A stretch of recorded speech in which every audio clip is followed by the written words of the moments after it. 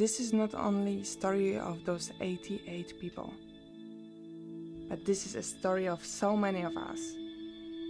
My name is Anastasia Gajkowska, and when I left my abusive relationship, I wanted to create a movie, a film, a documentary where I interview not only survivors, but thrivers. I mean, people who left abusive relationships and they're really thriving now. I flew to Hollywood to learn the art of making films. I asked 8 questions. This documentary is a sample of combined stories. I use my laptop camera, my phone camera. Many recordings you will see in this documentary were filmed by survivors in their own home. All our participants decided to share their story voluntarily. 88 stories, one soul, one voice, one calling for the whole humanity.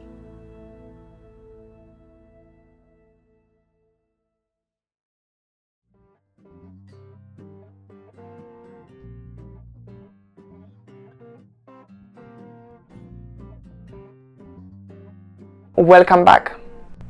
In this episode, Exposé experts are talking about somatic healing our body after leaving an abusive relationship.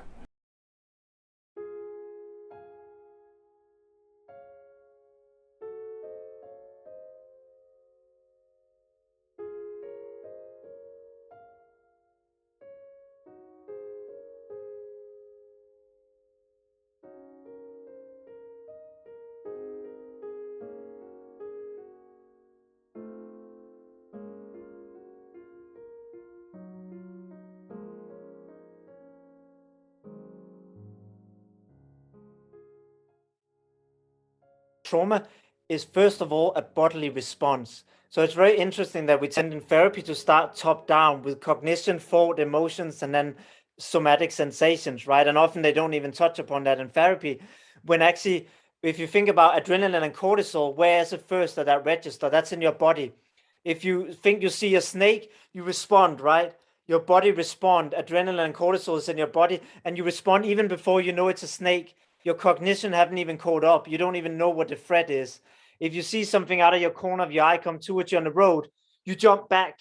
You don't even know logically, cognitively that it might have been a car. Your body responds before anything else. The trauma is often stored in the body and remembered in the body. Even more so if it's a physical violation or physical trauma and violation. That could be physical violence, whatever, it could be rape. That's stored in the body, and understanding it, cognitively processing it just through your thoughts is not enough.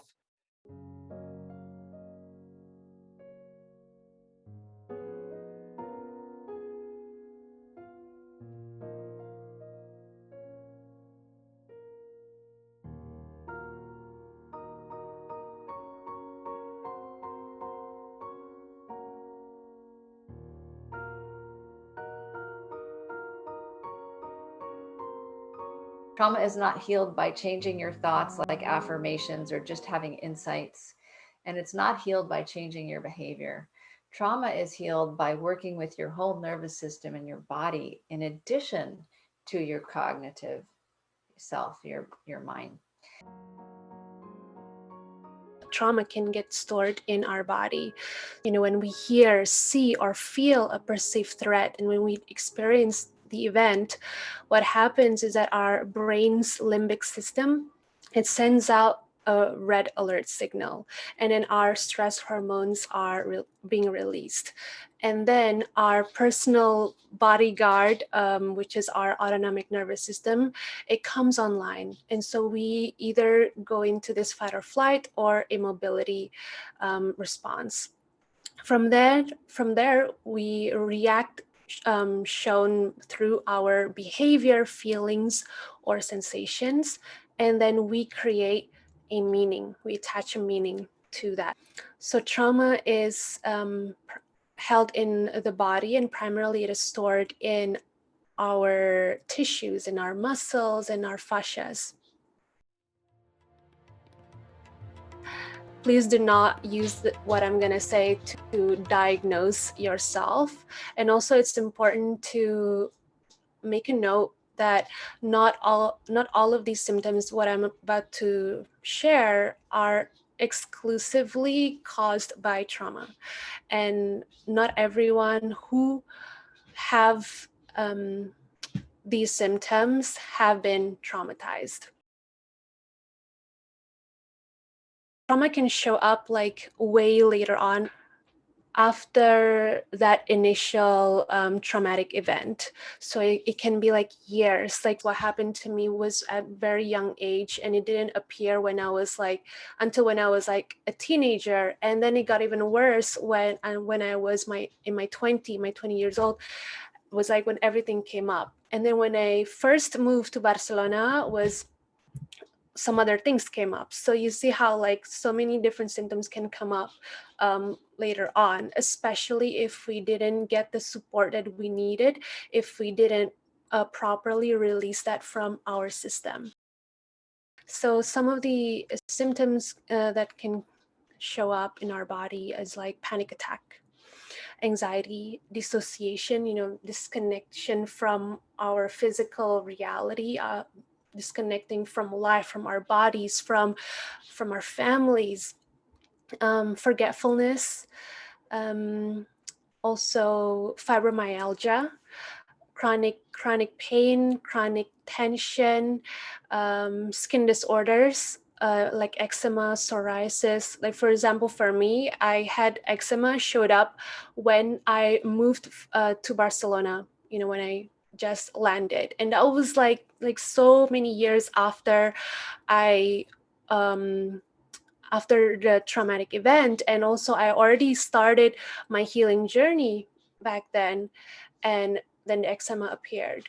And also chronic fatigue is another symptom, immune system problems, migraine, pelvic pain, hypertension, asthma,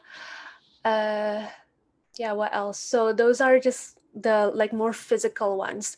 So chronic illness is also what I have seen, also very common as well when people have a trauma disorder. They can also have a chronic illness too.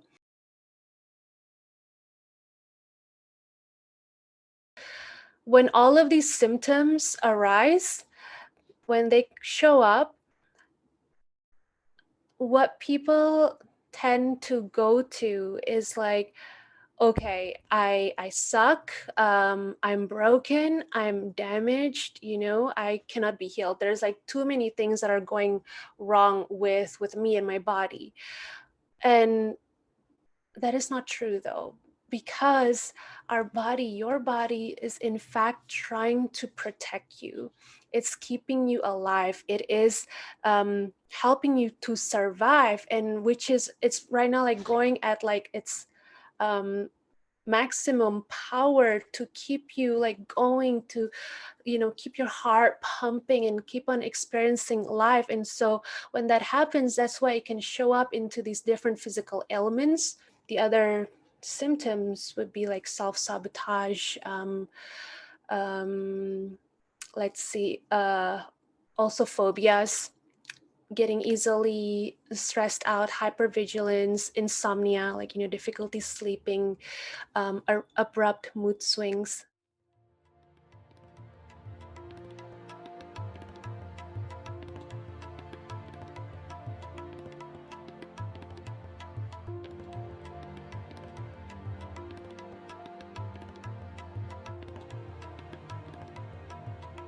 Talk therapy is good.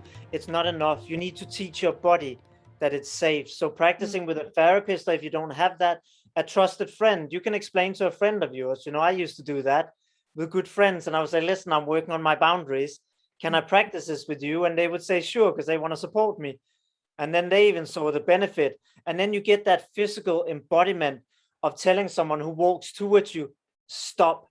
And you get to physically say, put up your hand and say, walk further back, it's too close. And it teaches you again to attune and listen to yourself, which teaches you a bodily safety, that I know my bodily signals, I can listen to them and respond to them. And that makes you feel more and more safe the more you do this. Every time you do it, you tell your body, I'm safe. Every time you repeat this, you tell your body, I'm safe. You're learning to get grounded in your body, regulate your body, like you would often, sometimes I see, put a body on your chest. And that's a way to also learn to, again, ground back in the body. And we can even sit and listen to parts of the body and feel where there's discomfort, and then put our hand on that part of the body and listen to what it wants to tell us. And that can often bring things up that we journal, that maybe we express, we cry, we grieve.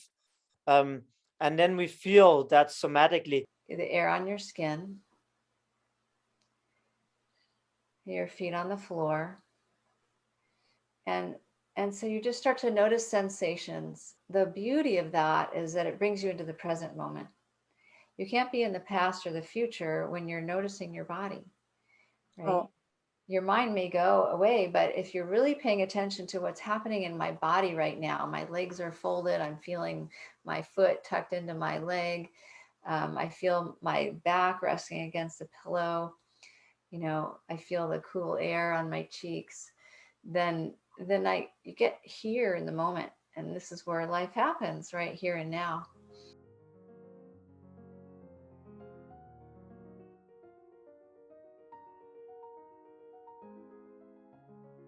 Somatic can be physically getting a sense for your boundary. It could be standing up, spreading out your arms and feeling where your physically boundary expand to, and start getting a feeling for that physically. Yeah, this is my boundary. Turn around, turn your head, because even the orientation of turning your head creates safety, to see that there's no threats around in your physical space, right? And especially when we feel threatened,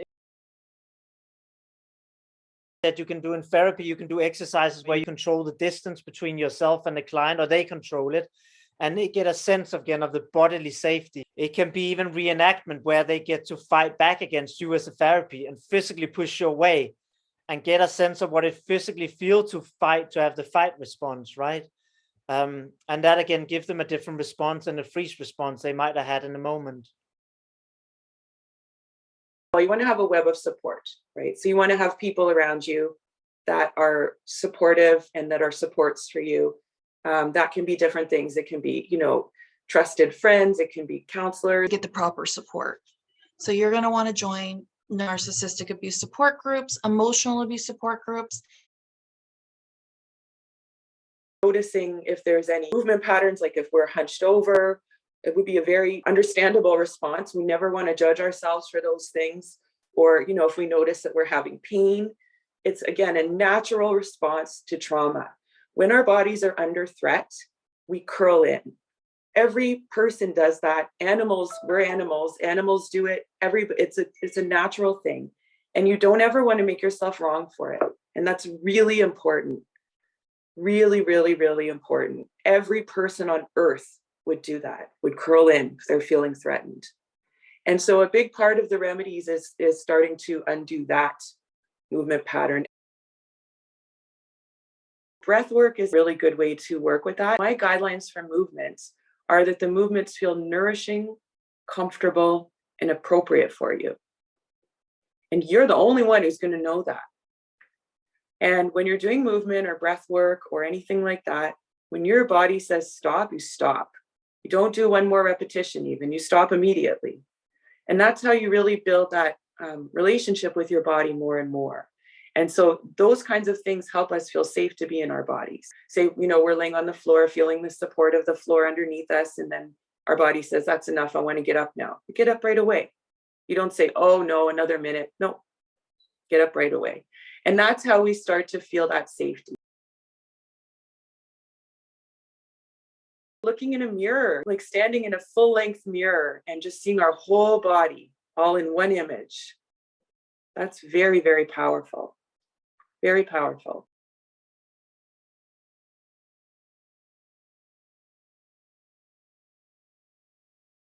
Doing cross-lateral movements.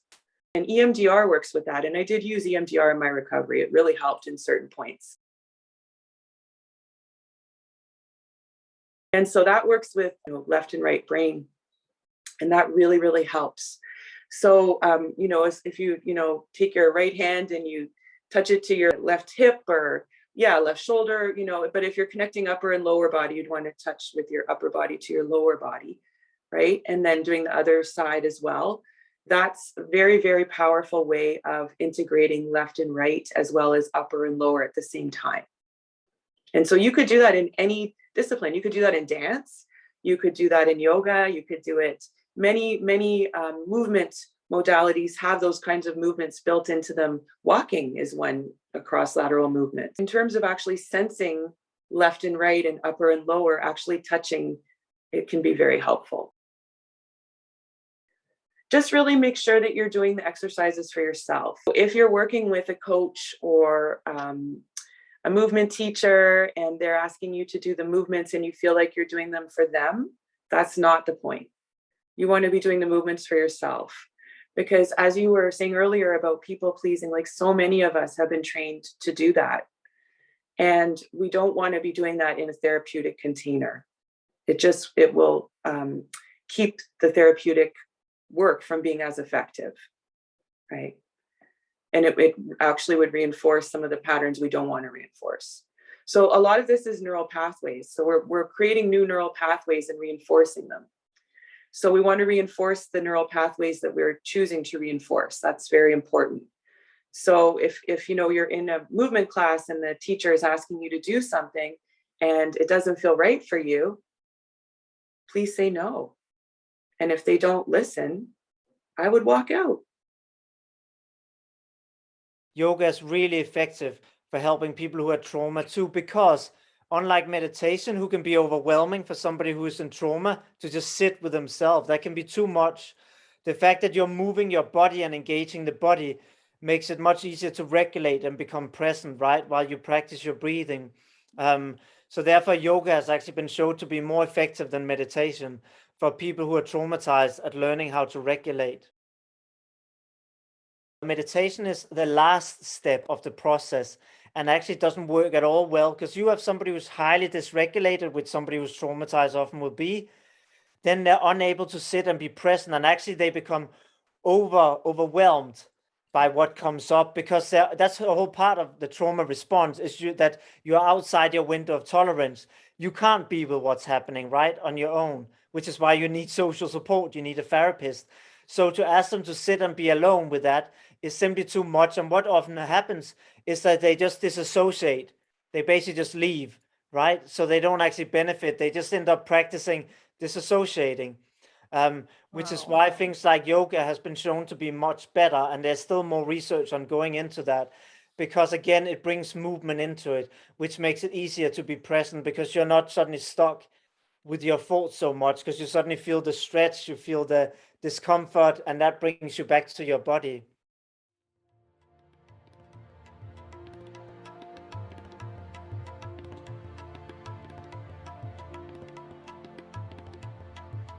A lot of people think that they have to have memory of everything before they can heal. And I'm here to tell you that's just not so. It's just not so. You can heal without having memory of every single thing that happened.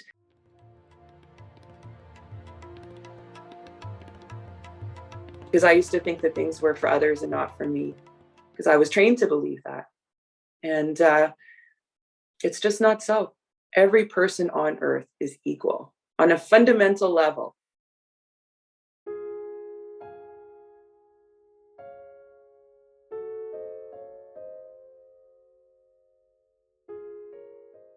Healing is not about them.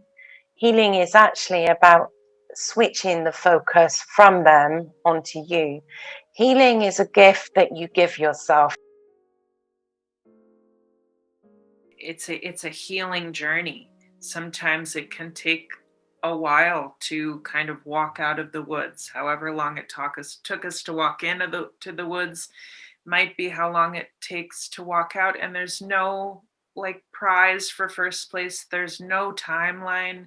It's all about, being in a place of readiness to do that hard internal work.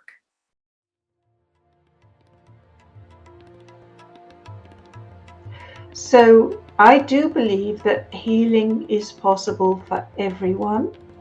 And I do believe that life can be much, much better than it ever was, and even than they imagined it can be. And it's all about coming out of that trance of misery and starting to discover what's good about your life and what's good about yourself. You know, and then one of the things you can like about yourself is, goodness me, I've become the kind of person who can be positive because I've looked at a flower, because I can enjoy that. I've become the kind of person who can enjoy things. Whoa, do I even know myself? What else am I capable of? And then you start to grow and blossom and get fascinated about yourself. Healing is possible. I started like the healing journey long ago, like 7 years ago, and I have gotten a lot better. But I wouldn't say like I'm gonna stop and now I'm gonna like just stop doing that. For me, it's a practice. Every day that I go back to my practices, like, you know, doing some movement exercises, like embodiment practices, maybe breathing exercises, you know, just something to keep me grounded and whole and balanced and regulate my emotions. It doesn't mean that you have to follow a certain formula or do a certain amount of things. It's very personal. It starts with you. But once you have made that decision, and of course, you, like with many things, you'll go one step forward and 2 steps back. It's not all, you know, one clear straight road. But that shift is present in your energy, in your tone of voice, in, you know, even when you lose your temper, it's there. It's like an energetic signature that others will see, feel, and it can, you know, this is what something I think is fascinating, that we are now moving into this information age. It's an energetic age. It's a, you know, a creator economy, many things, ways you can call it. But the fact is that we are learning that we're more than just physical beings. There is so much that we can actually heal by being open to it ourselves, by having an insight into what is it, by identifying it, and also I think being responsible and growing. It's a kind of a growing up, taking responsibility for the future, and this comes to healing the planet and the environment, that you do have the power to change things, because it's a message of a lot of hope. You know, if we didn't have this opportunity to heal and to heal generations backwards and forwards, they even say, but definitely if we're looking at it from a linear point for our children, then that is a message of hope. And it's why we've evolved and we keep evolving.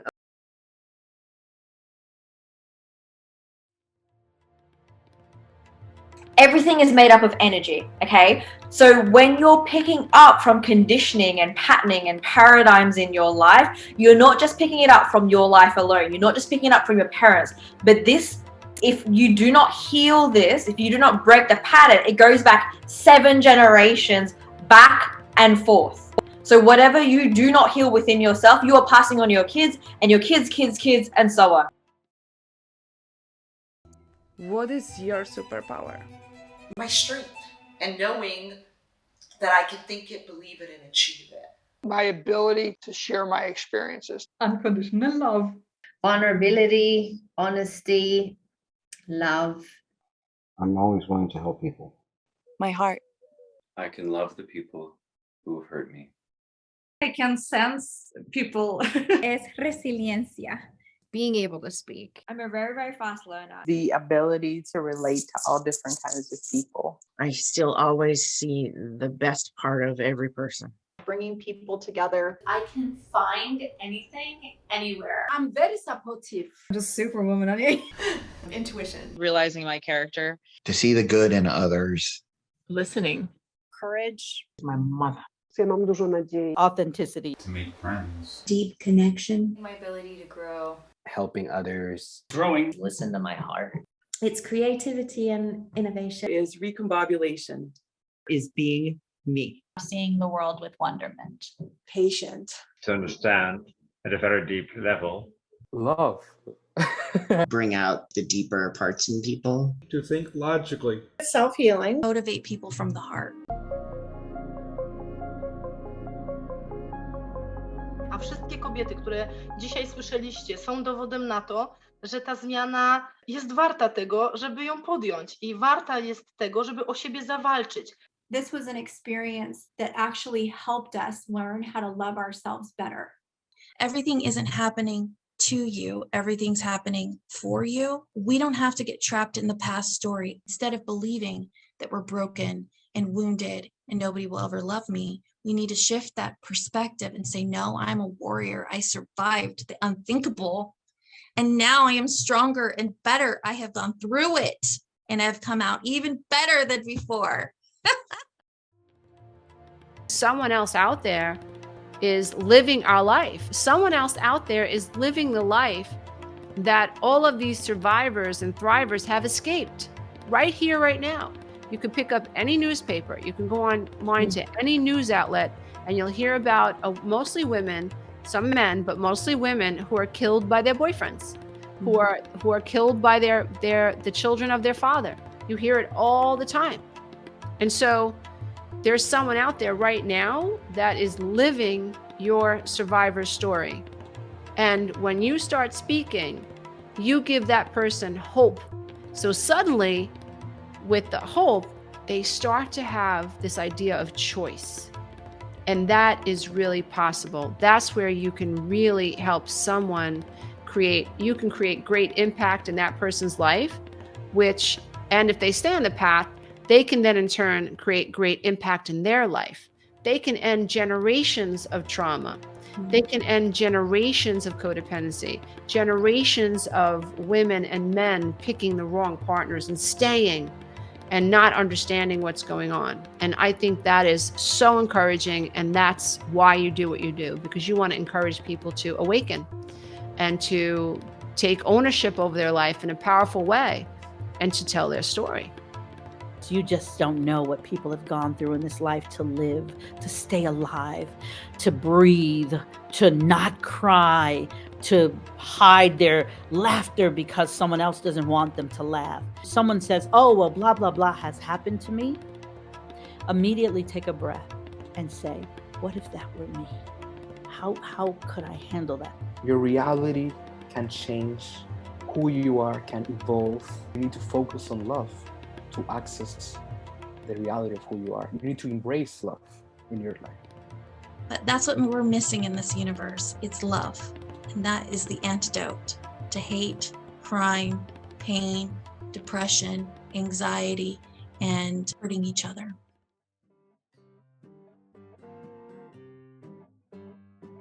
Thank you so much for watching. I would love to invite you for the next episode, which is all about thriving after leaving an abusive relationship. Our experts and thrivers are talking about their own journey of coming from surviving into thriving after leaving an unhealthy patterns, abusive relationships. See you soon. Bye. If this episode resonates with you, please go to exposenetwork.com. You will find the link below, and we would love to learn more about you and your story. Could you do me a favor and share this episode with at least 2 of your friends? Thank you. Remember, together we can make a difference. You can thrive and you can be happy after an abusive relationship. Do you have a story to share? It's night in the city and I'm on my way back home, humming on my favorite ditty, swinging like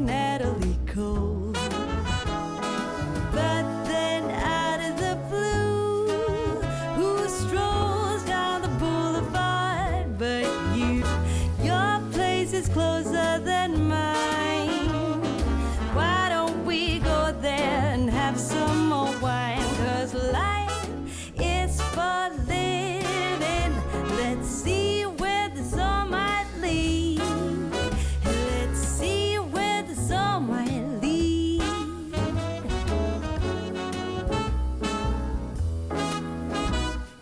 Waking up to a brand new day in between your sheets, breaking up in the best of ways, and I'm back again on the street.